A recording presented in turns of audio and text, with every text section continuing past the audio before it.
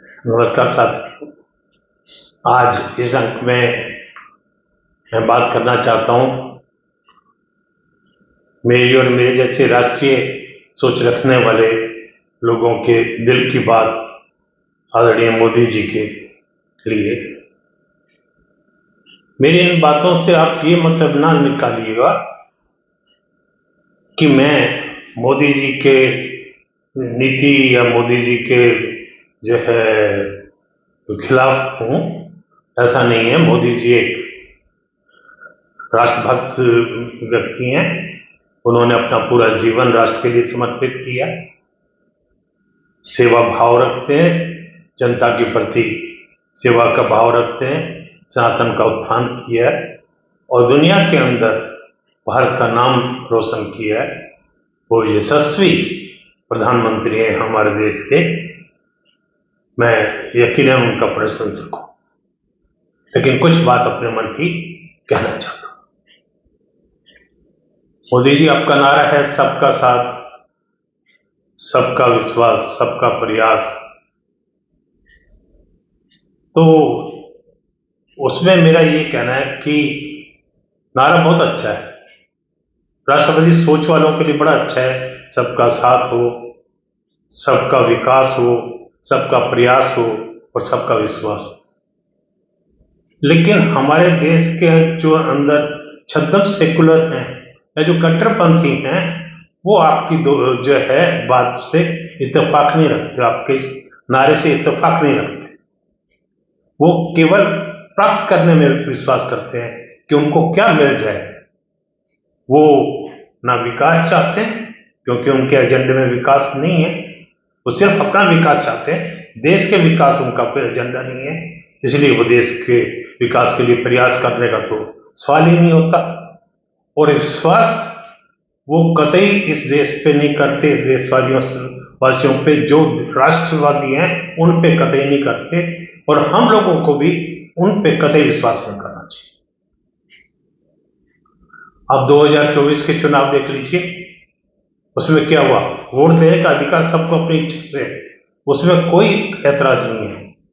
लेकिन यदि कोई एक मुफ्त वोट किसी दल विशेष को हराने के लिए अगर इस्तेमाल करता है, तो वो फिर जो है प्रजातंत्र के अंदर विश्वास नहीं रखता। वो एक षड्यंत्रकारी मानसिकता का व्यक्ति है, और वो देश में सोफ्टेरियन को जो है बिलीव करता है, वो देश में विकास की बात नहीं करता। वैसे ऐसे लोगों का तो इतिहास ही दगाबाजी का है, एहसान फरामोश होते हैं। आप देख लीजिए, आपने बांग्लादेश बनाने के लिए हमारे देश ने खुद अपने जवानों को शहीद कराया, बांग्लादेश को आजाद कराया। आज बांग्लादेश की क्या है? बांग्लादेश आज हमारे वहां हिंदू भाइयों को मार रहा है, बहनों के साथ बदतमीजी कर रहा है, उनका बलात्कार कर रहा है, और देश को उसकी औकात नहीं है, लेकिन वो धमकी देने की कोशिश कर रहा है। कश्मीर के अंदर जब धारा 370 नहीं हटी थी, उससे पहले यह आतंकवाद जब चरम पे था, आपको ध्यान होगा एक बार बहुत बड़ी बाढ़ आई थी। उस बाढ़ में हमारे देश के जवानों ने उनके औरतों को, बच्चों को, जवानों को बचाया था, अपनी जान को जोखिम में डालकर। लेकिन चंद दिनों बाद वही लोग पत्थर लेके जो है सामने आ गए। तुर्की में हमने क्या किया, उनको भूकंप आया, हम भाग के गए, उनकी मदद की। उस वक्त हमें भगवान बोल रहे थे, लेकिन तुर्की के आप देख लीजिए अभी भी उसके जो है नेचर क्या है, उसकी मानसिकता क्या है। तो ये जो है वो सुधरने वाले लोग नहीं है। इनका जो है नीति ही जो है बिल्कुल गलत रही है। इनके लक्षण देश विरोधी रहे हैं, और ये देश के विरोध में ही ये प्रयास करते हैं, तो देश को जलाने का प्रयास करते हैं। इनका जो है हाथ हमेशा विदेशियों के साथ रहता है, और इनका विश्वास देश विरोधी तत्वों के साथ रहता है। इसलिए जो भी योजनाएं बने वो इन चीजों को ध्यान में रख के बनानी चाहिए। अब देश के अंदर आपने योजना बनाई है फ्री का राशन, मैंने अपने एक अंक में पहले भी इन बातों पे जिक्र किया था। फ्री का राशन कोरोना तक तो ठीक था, उस वक्त लोगों की मजबूरी थी, उस वक्त देना ठीक था। लेकिन अब आप फ्री का राशन दे रहे हैं तो जो मेहनतकश लोग हैं वो आलसी हो रहे हैं, और बाद में फिर ये अपना उसको जो है अधिकार समझ लेंगे।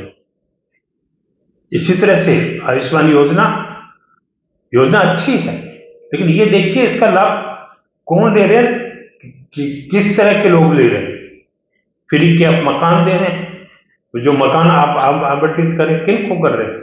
ज्यादातर ये वो लोग हैं जिन्होंने देश की सरकारी जमीन को कब्जे किया, अतिक्रमण किया है। वो अतिक्रमणकारियों को आप जो है अतिक्रमण हटा रहे हो और मकान दे रहे हो, तो ये तो उनको तो सजा देनी चाहिए थी, उनको इनाम दे रहे हो आप, और वो उससे प्रोत्साहित हो रहे। आज उनको दूसरा नया मकान मिल गया, वो उनके घर का कोई बंदा फिर दूसरी जगह कब्जा करेगा, फिर उनको मकान मिल जाएगा, इस तरह से मकान मिलता है। आप सोचिए, एक मिडिल क्लास आदमी जब मकान बनाता है तो उसको मकान बनाने में कितनी परेशानी होती है, अपनी जिंदगी भर की कमाई लगा देता है तब जाकर उसको मकान मिलता है। तो किसानों को आपने दीजिए, किसानों को आपने सम्मान राशि, अन्नदाता, भाई सब अपना अपना काम करते हैं। नौकरी पेशा वाले नौकरी करते हैं तो उनको वेतन मिलता है। इसी तरह से जो जिस काम में लगा हुआ वो उस काम में जो है अपना काम करता है, लाभ भी होता है, हानि भी होती है, दोनों चीज बर्दाश्त करता है। तो फिर किसानों को अलग से क्यों? और फिर इनको हर चीज में सब्सिडी, बिजली फ्री, ब्याज जो है कम दरों पे, और बाद में हंगामा करके इनका ब्याज माफ। तो इस तरह से तो, और फिर ऊपर से तुर्रा ये जो हम उगाएंगे उसकी जो है कीमत आप वो अदा कीजिए जो हम बताएं, और आपको लेना होगा। क्या कोई व्यापारी आपको कह सकता है कि नहीं आपको ही लेनी होगी हमारे सामान और हमारी कीमत पे लेना होगा? मोदी जी ये जितने भी आप मदद के नाम पे जो ये चीजें दे रहे हैं, ये मदद आने वाले टाइम में ये इनको अधिकार लगेगा। अब देखिए, आजादी के वक्त बाबा साहब अम्बेडकर ने जो संविधान बना था उसमें अम्बेडकर जी ने जो आरक्षण दिया था उसके उस वक्त नियत क्या थी और कितना आरक्षण दिया था, लेकिन आज वो क्या रूप ले चुका। आज कोई छेड़ नहीं सकता आरक्षण को, छेड़ने की बात ही नहीं करता। ब्लैकमेलिंग है एक्चुअली। इसी तरह से ब्लैकमेलिंग इन सब चीजों के अंदर जो आज मदद है, ये कल के कल जो है ये सारे के सारे अपना अधिकार समझेंगे। तो आप करदाताओं का पैसा, देश के संसाधन का पैसा इस तरह से मुफ्त में तो मत दीजिए। आपकी तो खुद ही आप जो है मेहनतकश लोगों को पसंद करने वाले हैं, इनको आलसी मत बनाइए, इनको सबको काम में लगाइए। ये तो फिर ये होगा, फिर क्या जरूरत है, खूब बच्चे पैदा करो, राशन आप फ्री देंगे, मकान आप बना के दे देंगे, इलाज आप करवाएंगे ही करवाएंगे, तो फिर कोई आवश्यकता ही नहीं है। क्या है जनसंख्या, अपनी जनसंख्या बढ़ाओ और आने वाले देश पे कब्जा करो। ऐसी नीयत वाले भी बहुत लोग मिल जाएंगे आपको, और उनके को सपोर्ट करने वाले भी बहुत मिल जाएंगे, लेकिन उससे देश का नुकसान हो जाएगा, देश का बंटाधार हो जाएगा। फिर मैं आपका ध्यान आकर्षित करना चाहता हूं आपके आईटी विभाग पे। बीजेपी का आईटी विभाग पूरी तरह से फेल चल रहा है। 2024 के चुनाव के अंदर आईटी विभाग पूरी तरह फेल हुआ। उसने जो मुद्दे बन सकते थे उन मुद्दों को हाईलाइट नहीं किया, और विपक्ष के जो मुद्दे उन्होंने उठाए उनको काट करने के लिए जो है कोई भरपूर प्रयास नहीं किया। राहुल गांधी के इतने बेतुके बयान आए, किसी पे उन्होंने कोई बड़ा जो है अभियान नहीं चलाया। पता नहीं आप मालवीय जी को क्यों खींचे जा रहे हो, जो कि वो हमेशा फेल साबित होते हैं। संगठन की बात ले लीजिए, संगठन भी 2024 तक फेल रहा होगा। जो 2014-19 के अंदर पन्ना प्रमुख और जो बूथ जय प्रमुख की बात चलती थी, इस चुनाव में चली क्या? यानी कार्यकर्ताओं से संपर्क नहीं किया गया। और फिर विवादित बयान दिया जो आपके कर्मठ कार्यकर्ता हैं, साफ कहता हूं आरएसएस के लोग हैं, वो कार्यकर्ता उदासीन हो गए। उससे बहुत बड़ा नुकसान हुआ है। फिर आप देखिए यूपी में क्या किया। यूपी के अंदर दुष्प्रचार किया केजरीवाल ने, खुलेआम माइक पे कहा था कि जो है चुनाव के 2 महीने बाद योगी जी को उत्तर प्रदेश से हटा दिया जाएगा। आपके अध्यक्ष ने, आपने, आपके गृह मंत्री ने, किसी ने जाके मुखर रूप से इस चीज का विरोध किया, इस चीज को हाईलाइट किया कि नहीं ऐसा नहीं होने वाला है? नहीं किया। उसका बहुत बड़ा नुकसान हुआ है, सबसे बड़ा फैक्टर है। फिर यूपी जैसे जो है मजबूत मुख्यमंत्री योगी जी जैसे उम्मीदवारों की लिस्ट के अंदर उनके अगेंस्ट आपने जो है 37 उम्मीदवारों को टिकट दिलवा दी। आपके संगठन क्या कर रहा था? उसमें 25 हार गए। आप सोचिए उससे 20 भी जीत जाते तो आपके क्या पोजीशन होती। और ये इस तरह का दुष्प्रचार नहीं होता योगी जी वाला तो कोई वो नहीं थी, जो है किसी तरह की कमी नहीं थी। आपका 400 का सपना पूरा होना निश्चित था।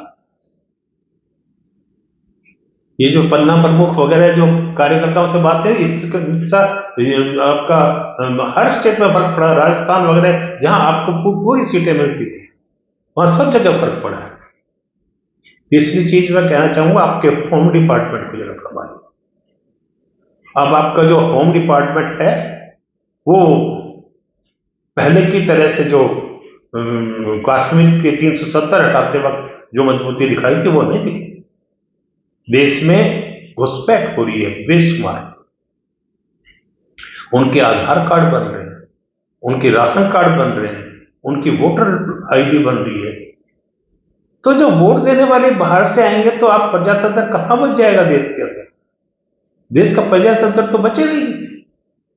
और जो वोट देने आएंगे वो देश विरोधी तत्व है, जितने भी जो बाहर से आएंगे वो उन्हीं लोगों को वोट देंगे जो देश विरोधी लोग हैं।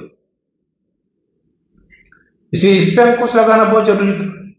आज आंतरिक सुरक्षा हमारी बारूद के ढेर पे है।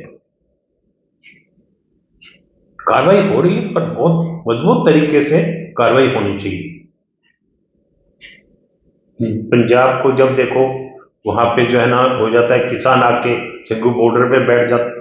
केरल के अंदर तो उन्होंने एक जो है मुस्लिम संगठन ने सेना ही बना रखी है। और बंगाल का तो कहना ही क्या है। हर चुनाव में वहां पर आतंकवाद होता है, लोगों की हत्याएं होती हैं, पर्टिकुलरली हिंदू लोगों की हत्या होती हैं, उनकी औरतों के साथ बलात्कार होता है, चाहे वो विधानसभा हो, लोकसभा हो, आपके नगर पालिका का हो, आपके पंचायत का हो, सब जगह यह हाल है। संदेह खाली हुआ। अब जो है ये महिला का जो है ना वो हो गया, डॉक्टर महिला का, लोग सड़कों पे। और वहां के मुख्यमंत्री आपको धमकी दे रही है कि मैं पूरा देश को जला दूंगी। किसका इंतजार कर रहे हो? कितना इंतजार कर रहे हो? क्या बंगाल को बांग्लादेश बना दोगे तब राष्ट्रपति शासन लगाओगे? इतना सीधापन अच्छा नहीं, इतना न्यायप्रिय होना भी अच्छा नहीं। न्यायप्रिय हो नहीं, न्यायप्रियता दिखा रहे हो, ये देश के लिए घातक है। ऐसा करना उचित नहीं। आप देश के अंदर जिसके जो में जो है ना देश विरोधी भाषण दे देता है। फारूक अब्दुल्ला ले लो, मुफ्ती सईद ले लो, ये कांग्रेस के समाजवादी लोग, जो देखो वो देश विरोधी बयान देगा। संसद के अंदर फिलिस्तीन जिंदाबाद बोलेगा। किसी पे कोई अंकुश नहीं। अभी बांग्लादेश वाला जो एपिसोड हुआ है उसके बाद आपके कांग्रेस के, समाजवादी के, इन विपक्षी दलों वालों ने कितनों ने जो है बकवास किया कि देश को बांग्लादेश बन सकता है। और टिकैत ने तो खुलेआम कहा कि मैं 26 जनवरी को हमसे गलती होगी कि हम वो लाल किला गए, हमको संसद पे हमला करना चाहिए था। उसके बाद भी उसको अभी तक उस पर कोई कार्रवाई नहीं, उसको उठा के अंदर नहीं डाला गया। भय बिना पीड़ित तो हुए गोपाला, भय खत्म हो रहा है लोगों में, और जिसको जो मन में आएगा वो बोल रहा है। राहुल गांधी की नागरिकता की आपको जो है सुब्रमण्यम स्वामी ने लिख के दी, क्यों नहीं कार्रवाई हुई? अब उसको यकीन मजबूरन जो है स्वामी जी को कोर्ट में जाना पड़ा। क्या अटल जी के समय जैसे सोनिया जी ने विनती की थी वैसे विनती की और आप उसकी विनती में आ गए? अटल जी वाली गलती मत दोहराइएगा। इतना जो है न्यायप्रिय और इतना सीधा राजनीति में नहीं होना चाहिए। एक वोट के पीछे देश को बर्बाद कर दिया। अटल जी की सरकार गिर गई, वो सिर्फ अटल जी की सरकार नहीं गिरी, राष्ट्रवाद खत्म हुआ था उस वक्त, और 10 साल तक हमारे देश को लूटा गया। हमारे देश में जगह जगह बम ब्लास्ट हुए, हत्याएं हुई, दुश्मन हम पे हावी हुए, हमारे देश का जो है दुनिया के अंदर सम्मान खत्म, आत्मसम्मान रहा ही नहीं था। हमारी विदेश नीति लचक थी, घोटालों पे घोटाले हो रहे थे। ये स्थिति फिर लाना चाहते हैं क्या? इससे तो आपको बचना चाहिए। राहुल गांधी जब जी में सुरक्षा गिरा तोड़ा, विदेश चले जाते हैं, आपको ये भी नहीं पता होता कि वो गए कहां हैं, किस जगह गए, और विदेश में जाके देश विरोधी बात करते हैं। देश के विदेश में जाके और देश में ऐसी बात करते हैं कि देश के अंदर जो है अल्पसंख्यकों को भड़काते हैं और जाति के नाम पे देश को भड़काते हैं। ये आपका आईटी सेल है, आपकी इतनी बड़ी फौज है कि जो भी गलत काम कर रहे हैं, जो देश विरोधी कर रहे हैं, उन पर केस दायर करिए, लगातार करिए। एक तो सिर्फ मान आने के केस क्या होते हैं, देशद्रोह के केस दर्ज करवाइए। देखते हैं कोर्ट कितना फेवर करेगी कि किस किस को कितना फेवर करे। ईवीएम के लिए इतनी बारी जब बात हो चुकी, सुप्रीम कोर्ट में हो चुकी, फिर ईवीएम तो कोई अंकुश नहीं किसी तरह का।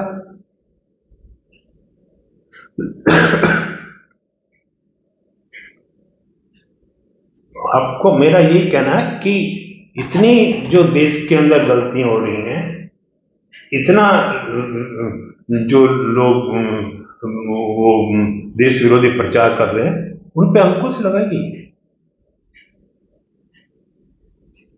वरना ये जो ज्यादा सीधापन है ये हमारे देश को नुकसान कर देगा।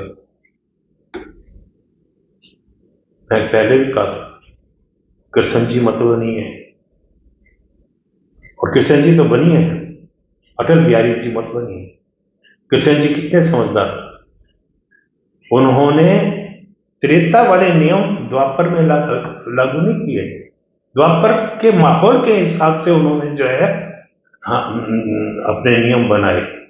इसी तरह ये कलयुग है मोदी जी, कलयुग के अंदर कलयुग के हिसाब से, और कलयुग में भी राजनीति है, राजनीति के अंदर इतना स्वच्छ बनने की जरूरत नहीं, जहां उंगली टेढ़ी करने की आवश्यकता वह करिए। मैं कई बार कहता हूं साथ उनका दीजिए जो साथ लेने लायक है। हंस का एग्जाम्पल देता हूं, हंस की तरह से चूहों को संरक्षण मत दीजिए, पर उतर देते हैं। तक्षक बनिए, जो कहते हैं टिट फॉर टैट, जैसे कुछ तैसा। हो सकता है मेरी बातें कुछ मैं ज्यादा बोल गया हूं, दिल के अंदर कुछ बातें होती हैं तो निकलती हैं, और मेरे साथ मेरे ख्याल से मेरे जैसे बहुत राष्ट्रवादियों के मन में इस तरह के विचार होंगे जो कहना चाहते होंगे। मेरा सभी साथियों से निवेदन है, अगर मेरी बात पसंद आई, मेरा ये वीडियो अच्छा लगा इसको लाइक करें और शेयर कीजिए ज़्यादा से ज़्यादा। हो सकता है मेरी बात और आप लोगों के जो राष्ट्रवादियों की बात ऊपर तक पहुंचे और इस पर कोई कार्रवाई होने की बात। और जिन्होंने अब तक मेरा यूट्यूब का चैनल सब्सक्राइब नहीं किया है वो कृपया सब्सक्राइब करें। इन्हीं बातों के साथ जय हिंद, नमस्कार।